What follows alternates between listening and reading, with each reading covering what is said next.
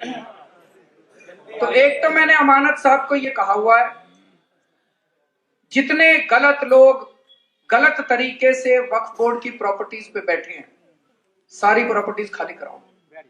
चाहे कोई कितना भी शक्तिशाली हो, कोर्ट में जाना पड़े, बड़े से बड़ा वकील रखेंगे, वकील की जो भी फीस होगी फीस देंगे, लेकिन सारी प्रॉपर्टीज खाली कराओ। इन प्रॉपर्टीज को बंबई के अंदर इस देश का जो सबसे अमीर आदमी है, बताते हैं उसका घर वक्फ बोर्ड की प्रॉपर्टी पे बना हुआ है। गलत तो नहीं कर रहा? वहां की सरकार की हिम्मत नहीं है जो उसको कुछ कर दे। हमारी सरकार अगर वहां होती उसकी प्रॉपर्टी तोड़वा देती।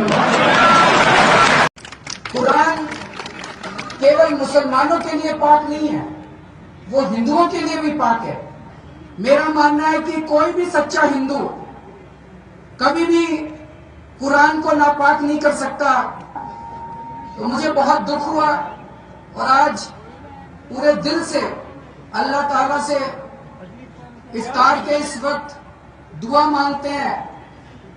दोस्तों, केजरीवाल कह रहा है कि जो मुंबई में मुकेश अंबानी जी का घर है वो वक्फ बोर्ड का है, वक्फ बोर्ड का है। यदि हमारी सरकार बनता तो हम मुकेश अंबानी का घर तोड़वा देते। इतना ही नहीं, केजरीवाल ये भी कह रहा है कि आने वाले समय में वक्फ बोर्ड के पास इतना पैसा होगा कि कोई सोच भी नहीं सकता। और अमानतुल्लाह खान सरकार बनते ही 2-3 महीने में वक्फ बोर्ड की प्रॉपर्टी तिगुना से चौगुना कर दिया है। वो कैसे कर रहा है ये लोग जाने।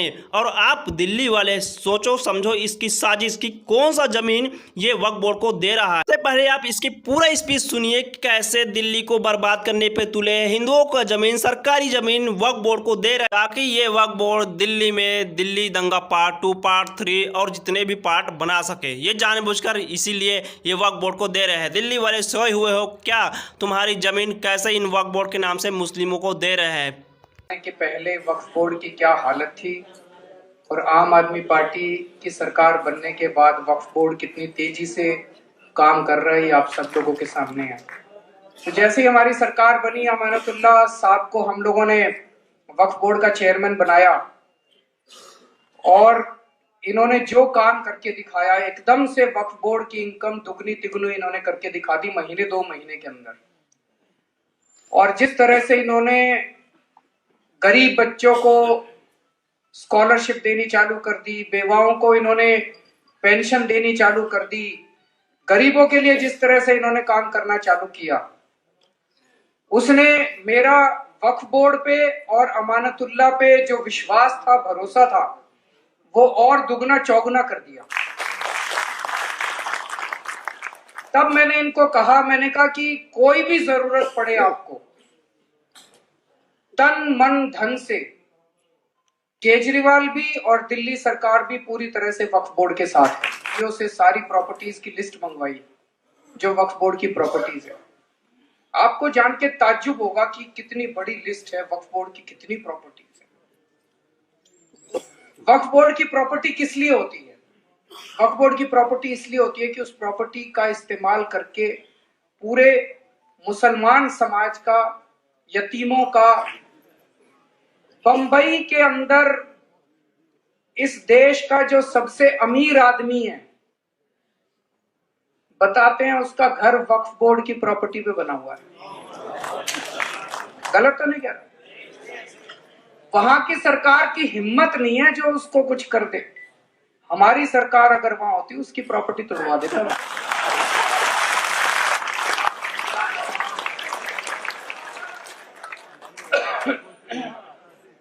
तो एक तो मैंने अमानत साहब को ये कहा हुआ है, जितने गलत लोग गलत तरीके से वक्फ बोर्ड की प्रॉपर्टीज पे बैठे हैं, सारी प्रॉपर्टीज खाली कराओ।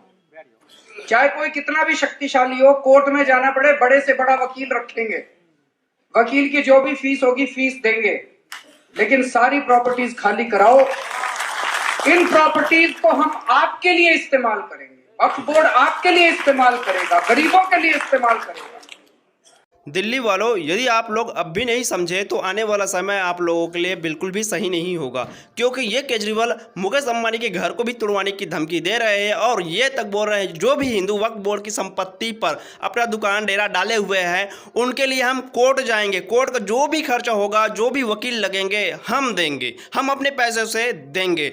वक्फ बोर्ड की ज़मीन पर हम तुम्हारे लिए मतलब मुस्लिमों के लिए स्कूल बनाएंगे, कॉलेज बनाएंगे और उसमें सिर्फ और सिर्फ मुस्लिमों के बच्चे पढ़ेंगे, यहां तक बोल रहा है केजरीवाल। अब तक केजरीवाल कई बार बोल चुका है कि हिंदुओं को कुरान पढ़ना चाहिए, कुरान सबसे पाक है, और ये कभी नहीं बोला कि मुस्लिमों को मस्जिद में गीता पढ़ना चाहिए, हनुमान चालीसा पढ़ना चाहिए। तो यह है केजरीवाल की औकात और उसकी सच्चाई। आप लोग अभी भी नहीं समझे तो आने वाला समय आप लोगों को कुछ नहीं होगा। गुजरात में इसको अच्छा सबक सिखाना है, क्योंकि गुजरात इलेक्शन आने वाला है।